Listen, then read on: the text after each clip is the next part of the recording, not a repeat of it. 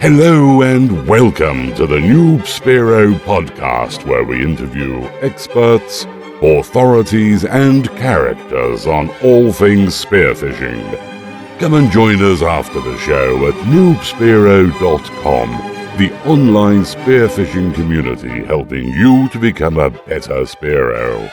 Here are your hosts for the show, Shrek and Turbo.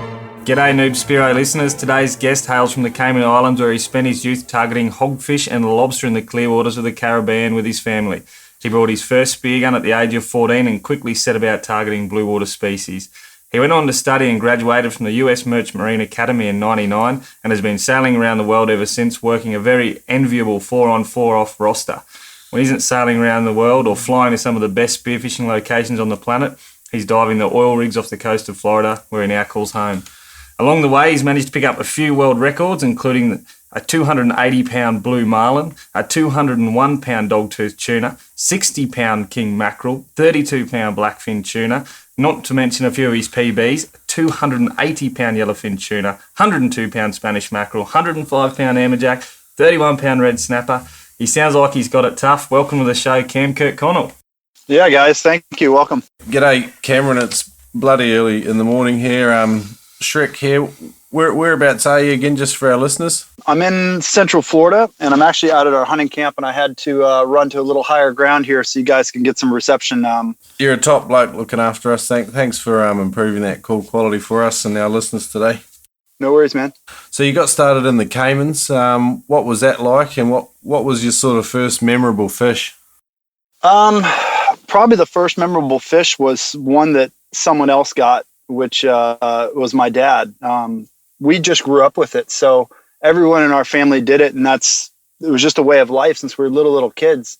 And I can remember my dad just holding on to his arm, and he would tow me around and spotting a grouper before he did and having him go get it, because I was too young to get it. And I'll never forget that fish. It was really unbelievable. Wow, that's a pretty cool first story. I'm hoping to do that one day with my children. Have you got children, Cameron? I do. I have a 10-month-old son. Oh, wow, cool. My son's just over 2, so I'm looking forward to getting him to the water. I think I might wait till he's 3, though, just so my wife approves, eh?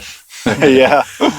So your dad sort of dropped down, shot this big groper. I'm taking it it's pretty clear water in the Caymans? Crystal clear. From our house, you can yell at, the boat that is on the drop off where it goes from 70 feet down to 1,000.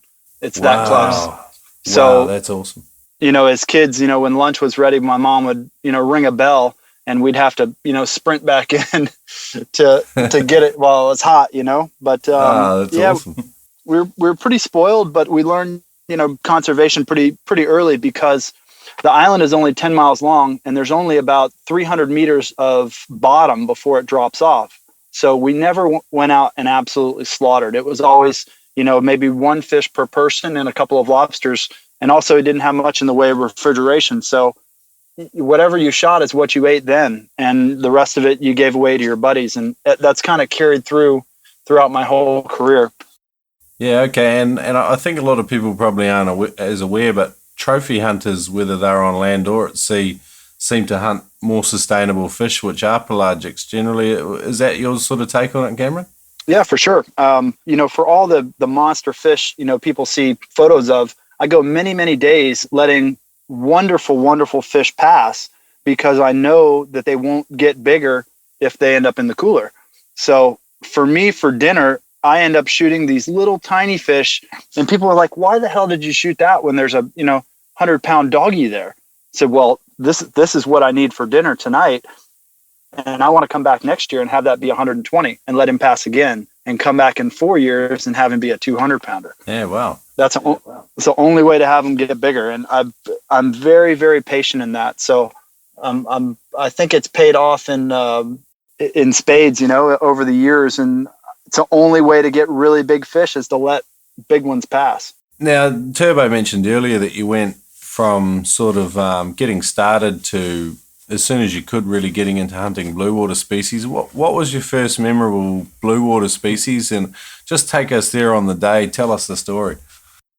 Well, like I said, our whole family spears, and we had a calm day here in Florida, and I just got this Bluewater gun, not even giant by our standards now, but about 120 centimeters, and with a reel. So I actually got my mom and two of my friends. Then we were 15 or so at the time, and we took the boat out off of Florida, and we ran offshore. And the first spot we stopped, I jumped in, and there was 20 big cobia.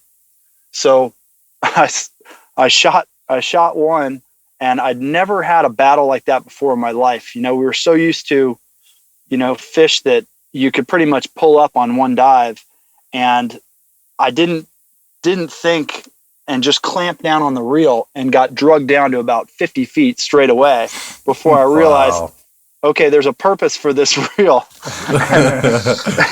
And got back to the surface. And that day I shot myself. I shot 4 cobia, all from 40 to about 65 pounds. And I just thought I was the freaking man from then on. Wow, you were the man. I still haven't got a cobia. I had a mate shoot about a 65-pound one the other day. It's a beautiful looking fish. They eat well at that size too, I believe. They do, and they will. The cool thing about them is it's a fish that beginners can get and advanced guys can get, because they're not the smartest. The true battle comes when they're in your hands, just like a mahi-mahi or a dorado. When you shoot them, they're usually pretty easy, but people lose them a lot because when they get them in their arms, they go absolutely nuts, and you end up getting slapped around. The spear shaft sticks in you. I mean, it's like everything that could go wrong goes wrong. Yeah. So they're a fun one. They're really an enjoyable fish. So if you were to say to a noob who was looking to target cobia, what sort of advice would you give them? Where would they go, and how would they go about looking to shoot their first cobia? I'd give them the same advice that I give any spear fisherman, no matter how advanced they are, and that's always look for something different. Yeah, okay. So whether it's a color change, a temperature change, a change in the reef, an outcrop, a little bit higher piece, a buoy, a stingray, like just anything different. That's the most general but specific statement, and probably the most helpful. I'm always looking for something different, and while I'm not the best diver, I'm a very good hunter, and my best thing is fish sense, like being able to see something different and capitalize on it and relate that to what fish, bait, structure is there and why. Like think into it a little bit, Yeah, that's gold. That's really good advice for the noob too, Cameron. Thank you for that. Just changing to a slightly different tack. What would be the scariest moment you've had out spearfishing, and what did you learn from it? What can our audience take away from that? The scariest moment was the Steve Bennett story, where we were both out in deep water off the west coast of Florida in about 180 feet of water, and we were taking turns doing some deep dives, and it was my turn to breathe up, and I'd been breathing up for about 6-8 minutes, and I didn't see Steve dive. And long story short, when I was down on my dive getting ready to shoot a fish, I looked over and his gun was sinking, and turned and looked, and he was sinking as well, blacked out. And it was at such a depth that I knew, like at the moment I saw him, I knew that either him or I or both of us were going to die. I had no choice but to try. There was this one chance because it was so deep and in current. I knew that there was no time but right then. So I swam towards him, and he was far away. I mean, he was like 30 meters away when I saw him, and I was already down at about 30 meters. So I swam across to him, and I knew that if I grabbed him, there was no way I was going to get to the surface. So at the last second, I shot him in the fin, and he was still, 7-8 meters away. When I shot him, I looked at the surface and I knew that I was never going to make it there. And that feeling, it haunted me, and I had flashbacks about it for more than a year. Just an overwhelming sense of helplessness, because I just knew that I was not going to make it. Yeah, wow. That'd be scary. And luckily, I actually did make it to the surface, took a breath, and was able to bring Steve up and revive him. And, Steve's alive today to tell the story. Oh, that's awesome. You guys still there? We are having a few issues with call quality, Cameron, but hopefully we get the gist of that story. We'll just edit out the bits that weren't so good. Thanks for sharing that with us. That's a really powerful story for the Noob too. Obviously, for Steve, his buddy saved his life that day, and it does underscore the importance of diving with a good buddy. Absolutely. Cameron, how's it affected Steve? Is he still diving? He is, yeah. We dive quite a bit together, and we're going to do some trips together this year even. Oh, cool. Yeah, excellent. All right, so just moving on to lighter things. What's one of the funniest things you've seen out spearfishing? Funniest things? Wow. Gosh. You were talking about getting head slapped by a mahi-mahi or dolphin fish before. I've got some fond memories of doing that myself. Gosh, funniest thing. We'll have to come back to that one. I got to think about that one a little bit. That's no problem. Well, Veterans Vault's another part of the show where we ask our special guests to take us deep into an area of spearfishing expertise that they would like to share about. Now, we haven't teed anything up, Cameron, but I thought as you're a specialist sort of Bluewater hunting guide, maybe you could just give our audience perhaps a little bit more information about Bluewater hunting and perhaps give your guiding business a bit of a pump. Yep. Well, some of the best advice I can give everyone is on how to plan a trip. It doesn't matter if it's, right there where you live or on the other side of the world. Every place requires a recipe, just like a good, meal. And being able to put all those pieces together and be consistently successful is something that anyone can do.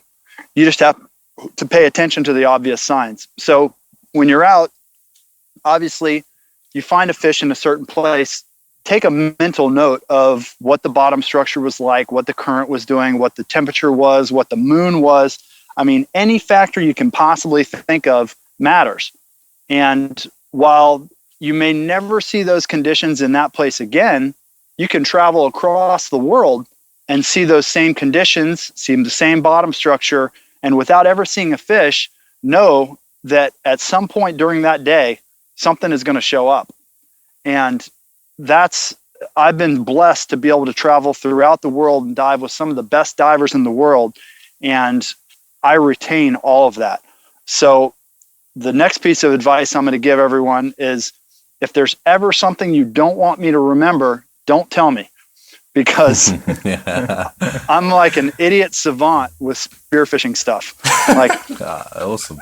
Pretty much any place that I've ever been, I can draw it from memory and remember the conditions and everything from that day.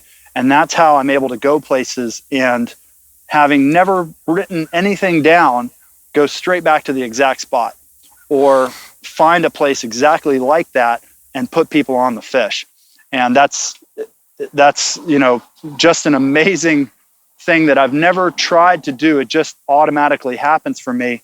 And it's cool that I can share it now and put people on a fish and know exactly where to be with the camera, so that for their fish of the lifetime, we're capturing it on video. And there's nothing better than being alongside someone when that happens and be able to give them a high five and a hug at the end. I mean, it's unparalleled. It's better than shooting it yourself.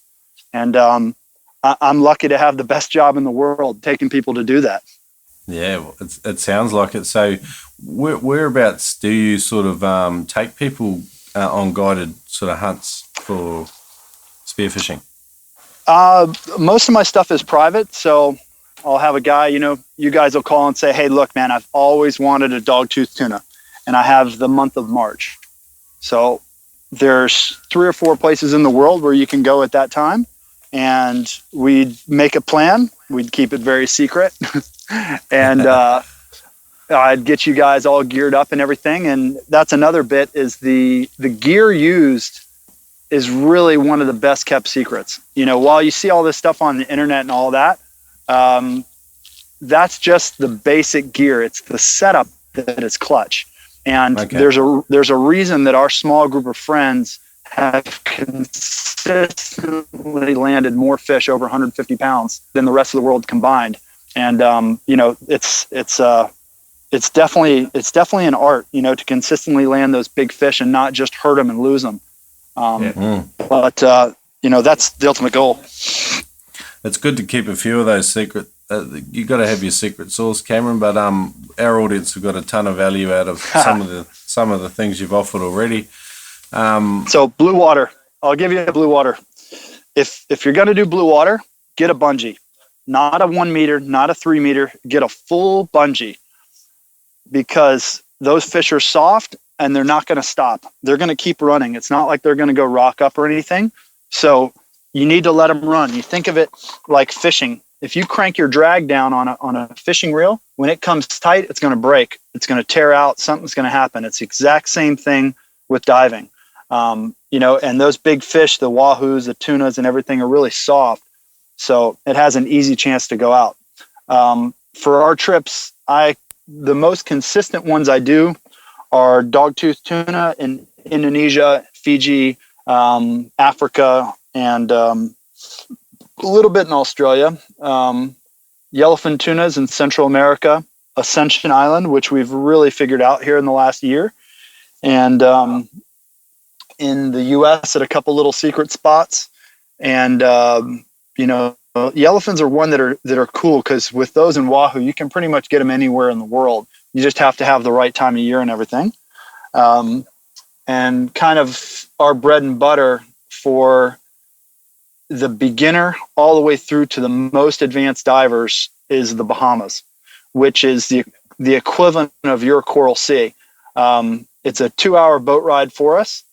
And once we're over there, we have, you know, crystal clear water and big fish, and you can dive in 10 feet of water and land all the fish you'd ever want, or you can dive in 100 feet of water and just land crazy monsters. So it's a really, really neat place to dive. That sounds epic. You've got me keen now. I might have to head over that way soon, I think, Cameron. Yeah. We have another segment on the show that we call the Fast 5 Facts for Noobs. It's where you give the noob listener a quick fast facts for them to sort of get them started, things that they need to remember, and sort of get them on the water shooting fish. Use a float line.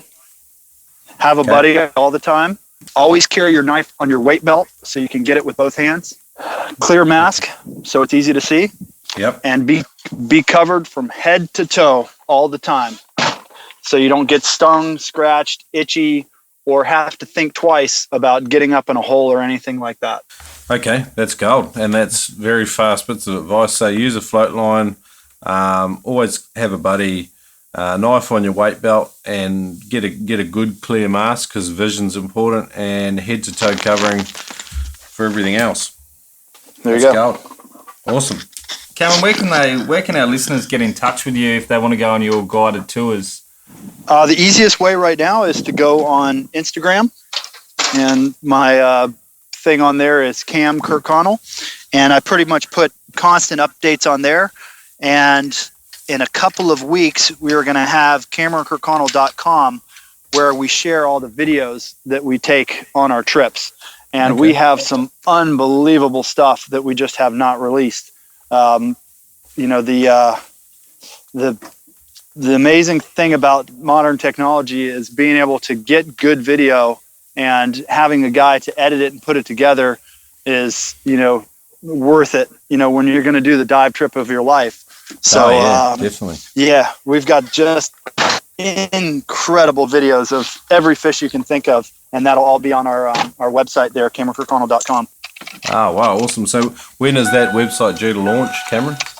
Should be here in the next couple weeks. Okay, cool. What else you got? I actually had a question, Cameron. I'm watching you use the pole spear. I'm getting pretty interested and very tempted to buy a pole spear, mate. What can you tell us about choosing a pole spear setup, and the pros and cons? There's the only con to a pole spear amongst all the different pros is the range. But that being said, the pros are you'll become very quickly a better hunter than anyone you know, because in order to be effective with that, you need to be within about 2 meters. But as a 220-pound yellowfin tuna with the pole spear this year will prove, you can get any fish with a pole spear, and it's going to make you a phenomenal hunter because you can get so close to everything. So by the time you pick up a gun, you feel like you're cheating. I mean, it's unbelievable. Can you tell us that story, Cameron, about shooting that fish with the pole spear? Where were you and how deep were you? Can you take us there on the day? Sure. We were in Ascension Island, and we've been hunting yellowfins for about 2 weeks. So been really watching them, as I'm videoing and everything, and like trying to figure out the patterns and whatnot. And all the clients had already landed fish over 220 pounds. So wow. Every day they were like, "Come on, you got to shoot something. You got to shoot something." I was like, "No. You guys, take it." So finally, one day in the morning, both guys got like a 220 and a 250. So we went back, had lunch, and they're like, "Come on, we got to go back out." So I was like, "All right, but I'm going to do it with a pole spear." So we went out and we got in the water, and I told him, I was like, "You know what? This must be what it feels like when people go hunting tunas. Like, I am so nervous, knowing that it's my turn and like that, this is about to happen. It was like my first day in the water. My heart was beating crazy. I couldn't get a good breath. And I'd love to say, that I was completely calm, but hell no, I was so excited knowing that, probably definitely the most significant fish of my life was about to be speared. And one of the most significant fish in the history of spearfishing was about to happen. And I figured out pretty quickly that it was all about the angle that the fish was coming. You guys haven't seen the video yet, but we have video of it all. You know how thick a yellowfin tuna is. A 200-pounder is about a foot and a half thick and about almost 2 feet high. Wow. The fish came in and I timed it perfect so that he was coming up to eat a piece of bait, coming almost at me. And I shot, and it hit about 4 inches behind the head, and the spear actually penetrated all the way through him and came out the bottom half of him. Wow. So it went all the way through that thick part of the fish. And it was because the angle the fish was coming, he was driving the spear through him while the spear was being pushed through him. Okay. So shot him, and he took off, and I mean, it hit the surface. And when you guys see the video, we're just all screaming at the top of our lungs. Wow. I didn't know until I saw the video, and obviously we got the fish up close, that it had gone through him. So I had a 100-foot bungee and a first buoy, and I actually immediately started deflating the first buoy to put very little pressure on him, so that so that the shaft wouldn't pull out, the tip wouldn't pull out, and fought him very gingerly for about an hour. And I had to put a second shot in to kill him. So it's actually got to be done with another pole spear. So I made a 100-foot dive because I didn't want to bring him up, very far. I made a 100-foot dive down and stoned him with the second shot with the pole spear, and then was able to bring him up. And I tell you, I've never been happier with the fish. I'm still unbelieving that that's possible. Like, it's mind blowing. And that, if I never land another fish in my life, that was a pretty good one to end with. Yeah. Wow. I'm still hearing the excitement in your voice, Cameron. That makes me really keen on watching that video. Hey, Cameron, your pole spear setup. So are you running like a slip tip, and where's your rig line attached? It depends, and that's another kind of secret thing that we do or whatever. But the way I have that one rigged, the only thing that is attached is the tip. Just the tip of the pole spear is connected to about 15 or 18 feet of 400-pound mono, and then to a 100-foot bungee into the first buoy.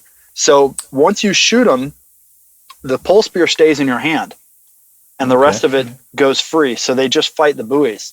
With any kind of big fish like that, you don't want any weak links, and the fewer connections possible in your setup, the better, because every connection is something that can fail. And all these advanced super crazy guns and setups and swivels and BS like that, all that is another chance for something to break. And I'm not going to get into specifics with different types of equipment, but look at the stuff that you're buying and figure out very quickly whether you can fix it while you're in the water.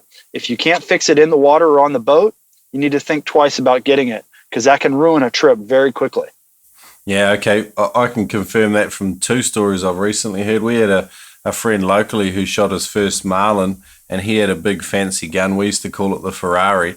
And he shot this marlin, and his gun fell apart in his hand. All he was left with was the grip. And it was a beautiful. No, it was actually, it pulled the muzzle off. It was a beautiful Italian gun. We won't mention the brand, but I don't know. It looked better than it actually would suggest. And we recently also interviewed Darren Shields from New Zealand. You might be aware of Darren, but he one of his bits of advice for noobs was, don't overcomplicate your gear. The words he used were, don't go into the water like a Christmas tree. That's right. The simpler you set up, sometimes the better. So, and that's the beauty of the pole spear. Mask, fins, and pole spear. It simplifies it always. Yeah, it sounds awesome. And what about the reef with the pole spear? Does it sort of you must be getting a bit of advantage with the use of a pole spear around sort of tight rocks and that kind of thing, surely? Yes and no, because like I said, pole spear, you need to do it because, as we've shown, any fish can be landed with a pole spear. We've shot multiple wahoo, yellowfins, blackfins. I mean, every kind of grouper, snapper, hog. I mean, it doesn't matter what it is. Mackerel. We've shot it all with the pole spear. So it can be done. In the rocks and stuff, the only challenge is, like, picture a crack. Like, whenever you're diving a crack, it's very difficult because you can't turn the gun to get up in the hole. You have to come down one way and then turn it sideways and blah, blah, blah. So with a pole spear, you've got 2 or 3 meters of shaft. So it's very difficult to twist it and get it in there. But with the pole spears that we use, I'll take a section out. So if I know the fish is in a hole, which are snappers and gropers and stuff like that, the cod and trout, they'll go in a hole. So I'll take the middle, meter out so that I now have 1.5 meters long pole spear, and then I'll go in the hole. And when you're shooting a fish in a hole, he's in there. He's not going anywhere else. Be patient. Shoot him in the head. Kill him. Don't shoot him somewhere where he's going to go ballistic. If you don't get him on the first dive, don't shoot him. Come up, go back down with the light, look in there again, try to shoot him right in the head. If you can't shoot him in the head and he's facing straight in there, shoot him in the base of the tail. Okay. Right through the base of the tail. Well, what's going to happen is he is going to go absolutely ballistic, but you have a hold of his propeller. So all he's doing is shaking, and he's loosening himself from the hole. Just keep constant pressure, and he's going to come right out because he's going to shake and pull him right out. That's some good advice, Cameron. And I think one of the themes that's come through loud and clear today is patience. I got that from the start of your story there. So with for sure. With the actual pole, so I'm getting right into it. So with the actual pole spear, Christmas is coming up, so my order's going in. What do I look for when I'm buying one in terms of what they're made out of and that kind of thing? I've bought sort of these old primitive ones before, which are just a length of fiberglass with a pranger head on the end, and they sort of, I wouldn't even say it's got 2 meters in it. So what do I look for when I'm going to go and buy a new pole spear? The best thing is one about right around 9 feet, so just under 3 meters. And any of these hybrid ones, like the carbon fiber and aluminum ones that are fast, are the best ones. Also use a slip tip. I designed the ones for Rife International when I was working for them. And I'm working now with Headhunter Spearfishing, and we have a couple of different designs which are just phenomenally fast. I mean, to shoot a pelagic fish, you got to have something that's fast, and these things are it's unbelievable. I do not feel like I'm at a disadvantage when I'm with a pole spear anymore. They're just that good. And whereabouts is Headhunter based? Is that a US based company? Yep, they're here in South Florida. Okay.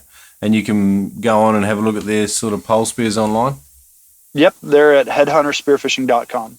Cool. All right. Well, we're going to go back to that funny story. Cameron, have you thought of one of the funniest things you've seen out? Well, some of the stuff that we think funny is probably a little bit scary for most people. Okay. No, I don't want to say inappropriate. I mean, we're not Australian, but I was going to say nothing's inappropriate down here, Cameron. You know that. Probably one of the hardest I've ever laughed in the water is my buddy Mark Healy, who's a professional big wave surfer, and I do a lot of diving and exploring around the world. And both of us probably get to travel and dive with more people than anyone I've ever met. So we have all these crazy techniques from locals and, I mean, people that have never seen a white man and spear guns and all this stuff. And we figured out how to call sharks in. And we went to put it to the test one day, and we tried it out in the middle of the Bluewater where there was nothing. And when we did it, they came in like it was like you see those alien movies where the mothership is hovering, and then all the like small little spaceships go back into the mothership. Oh no! It was like that with sharks, and literally 50 sharks came within seconds, straight up, like they were going to hit us. I mean, skyrocket on us. And the two of us were choking, laughing, and both of our girlfriends at the time were in the boat, and they were just like, "What the fuck is wrong with you guys?" And we were just crying, laughing, and there's just 50 sharks around us. I mean, there was nothing else to do but laugh. I mean, it was unbelievable to figure something out like that. Yeah. And we were really trying to put it to the test to see if Dogtooth would come in. And as it turns out, it actually works for them as well. But the shark thing was, oh God, we were both crying, laughing. And both of our girlfriends made us swear that we would never do it again and never show or tell anyone about it. And we've held true to that, and we haven't done it. But that's probably more to do with the fact that it calls dogtooth tuna in there, I'd reckon. Yeah, we got to keep some secrets. Yeah, for sure. Well, you notice I haven't offered much up about how to hunt dogtooth. Yeah, that's fine, Cameron. Look, everyone's got their secret sauce, man. Look, have you got something you'd want to say to our audience, Cameron? Maybe a specific call to action or a bit of advice for them? Yeah, there's no fish that's worth it. In all the days that you're going to spend in the water, the amazing things that you're going to see underwater diving, you see all this stuff online and all the social media stuff now about bigger, deeper, faster, blah, blah, blah, all this stuff.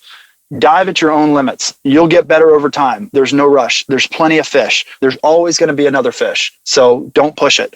I'm one of the safest and shallowest divers that you'll ever meet. Despite my ability, I dive at probably 60% of what I can do because I want to be able to come home at night. There's nothing better than seeing my family. So more than anything else. I wouldn't say you're one of the shallowest divers around. We're interviewing you here. Turbo's definitely the shallowest diver around you've ever seen, Cameron.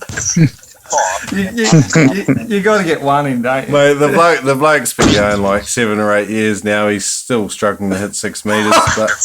But hey, 6 meters is impressive. Yeah. I'd be pretty happy with that too if I had his physical sort of capabilities. So no, it's a miracle. The training's done wonders. Hey, elephant seals are faster than you think. Yeah.